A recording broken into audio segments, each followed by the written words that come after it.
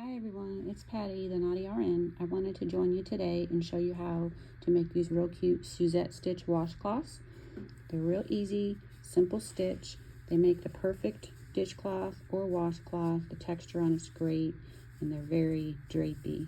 They work amazing. I've got a couple of these and they're always the first ones that I pull from the drawer. What you're going to need for this pattern is some cotton yarn. You want to use cotton for anything that you're going to be getting wet like that. For this, I used Dishy, which is a number 4 cotton, and this is the color Mint. And then this other color here, it's Azure. It's on a cone, so it doesn't have a label on it, but this is the Azure color that I used here in this multicolored one. So the Suzette stitch is a very beginner-friendly stitch. You only need to know a couple of easy stitches. Do make sure you have some stitch markers though, and a tapestry needle, and some scissors.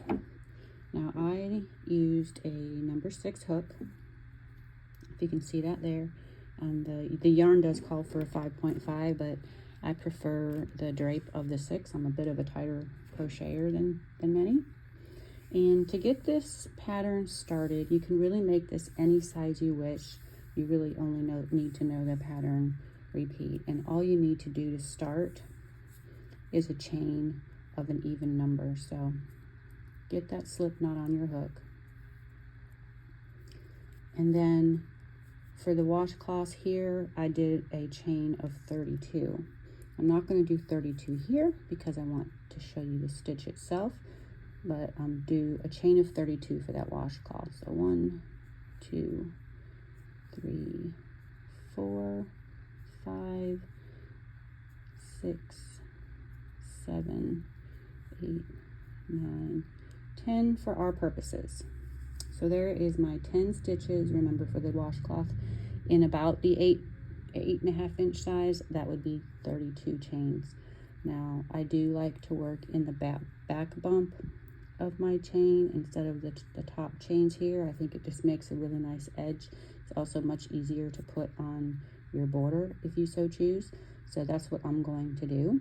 I'm going to flip my work over and I'm going to go to this second bump.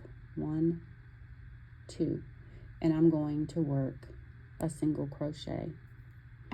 If you're a bit of a tight crocheter, you did your chain kind of tight, it might be a little hard to get in there, but you can work it in there. So there's a single crochet. Now take your stitch marker, because you do have your first stitch here, and put in that stitch marker. That's the best way for you not to add or subtract stitches from your work, is to use a stitch marker in that first and last stitch. So I did that single crochet, and now I'm going to yarn over and go into that very same bump that I worked and do a double crochet. Just like that. We've just done our first part of the Suzette stitch. Now we're going to skip a bump and we're going to work into this one here. So skip this one, go into this one, and do another single crochet and a double crochet. And that's our pattern. So easy. We're going to skip a bump, do a single and a double, skip a bump, single, double, and then you have 2 bumps left. You want to skip this one, and in this last one you're just going to work a single crochet. So just yarn over, pull through, and there is your row 1 completed. Now what we're going to do is we're going to chain 1, turn our work, and we're only going to work into the single crochets from now on. We're going to skip the doubles. We're not going to work into them. We're only going to be working into these little single crochets, and you can see the difference. The double crochets are longer. This one here is a single. So that bigger one we're going to skip, that little one we're going to work into. And we're going to start with this very first one. We're going to insert our hook into that first single crochet and work a single crochet. And then make sure you mark your stitch so that you're not adding or subtracting stitches. You want a nice square washcloth. Washcloths are great ways to get used to a stitch so that you can move on and make bigger projects like blankets if you want to. And now we're going to go and do a double crochet in that same stitch right here. And then work that down. Skip the double, go into a single, into a single, and a double. Skip the double, go into the single, work a single, and a double. Skip your double, work into your single, single, double. And then we're going to skip that double, and then we come to our stitch marker. We're going to take that out. We know we're at the last stitch, and we're going to put in one single crochet. And that's our pattern. That's the only repeat we need to do. Chain one, turn, and then work a single crochet here, put in your stitch marker, do a double crochet in the same stitch, skip your double, work your single and your double in here, skip your double, work your single and double into this single crochet. And you do that for as many rows as you want your washcloth to be. For these here, I worked, for this striped one, I worked 10 of this darker color, the azure. I worked 2 of the mint, 2 azure, 2 mint, 2 azure, 2 mint, 10 azure. So that's what this one is. So it's 10, 20, 30, 40, 50, 60, 70 rows. And I did just a solid color here. You don't really have to count rows. You can just measure it. And that's kind of what I do. Either measure with a tape measure or measure by making a square. You know that it's square if you've got the triangle shape. But there's not really a wrong size to do a washcloth in. So that is the pattern. Now for the border, all I did was a single crochet around the edge. That's it, one single crochet row. I thought about doing something fancy on it, but I did the single crochet row first, and I thought, you know what, this is perfect. I like it. I'm going to leave it. So that's what I did.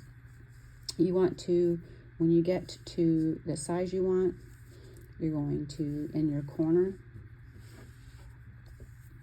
let's pretend that we're finished with our pattern, and this is a nice big washcloth, and you got to the end, you're going to chain one, turn your work, and then what you'd want to do is work a single crochet, mark that stitch all the way across here for the top of your washcloth.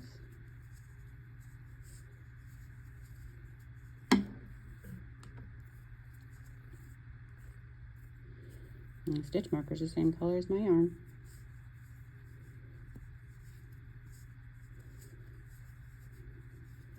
And when you're doing this border, you're going to work into each and every stitch. You're not going to skip those doubles. And then here's your last stitch of the row that you marked.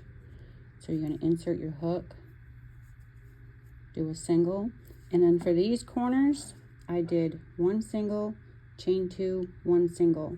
There's several different ways to do corners. This is just the way I preferred. I liked the look of this one. So I did one single crochet in that corner. I did 2 chains, and then I'm going to single crochet into that corner again. And it just gives it kind of a more square corner instead of a more rounded. And then you're going to need to work down the edge of your square. And it's going to be just a matter of trial and error of finding the right spots. You're going to have kind of odd places to work in along the side, but try to only work through 2 pieces of yarn, you know, the chains or whatever, because it just gives it a cleaner edge. Of course, this would be weaved in before we start this. And then when we get to the bottom edge here,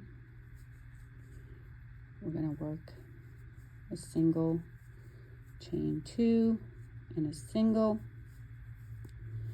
And then we did this nice back bump work on the chain, and so you have your stitches along the bottom here that you can just work into.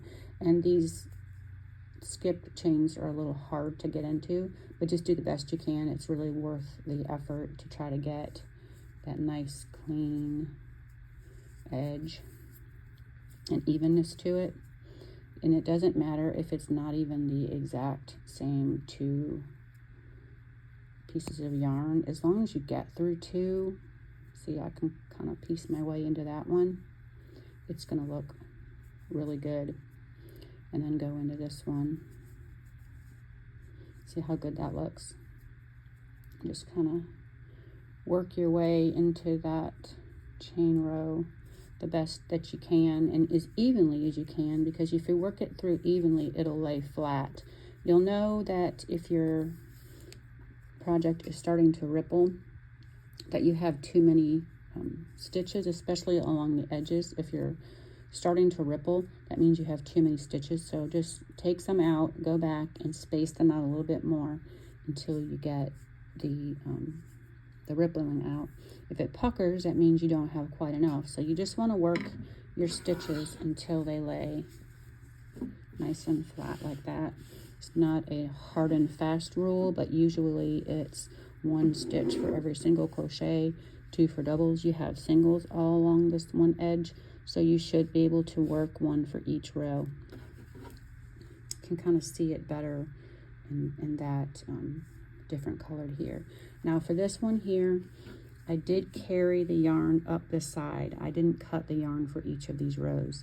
I dropped the azure color, changed colors to the mint. I worked 2 rows of mint, picked up the azure, dropped the mint, and worked it that way up the side, because I don't like to have all those tails to weave in, and so that's why I like to keep these rows an even number as well, because if you work an even number, you can carry your yarn and you really can't tell that it's carried. It turns out really pretty, and it's so many fewer tails to weave in. So keep that in mind when you're planning your striping, because you can really stripe them all the way up if you prefer, which would also be beautiful. But that's the Suzette washcloth. It's real easy. Let me know what you think of it, and if there's any other patterns that you'd like me to work on or work out for you. I'd be happy to help you. Thanks. Make sure you hit that subscribe button.